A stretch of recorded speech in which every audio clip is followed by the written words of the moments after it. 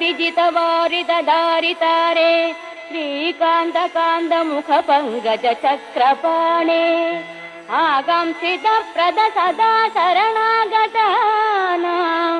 श्रीवातमन्दिरपते तव सुप्रभातम्। श्रीराजमानसुमनो मकुटाग्ररत्ननीराजिताङ्घ्रियुग भक्तजनैकबन्धो नारायणाच्युत हरे भगवन्मुरारे श्रीवातमन्दिरपते तव सुप्रभातम्। भूलोकवासि जनपुण्यफलेन नृणामालोकनाय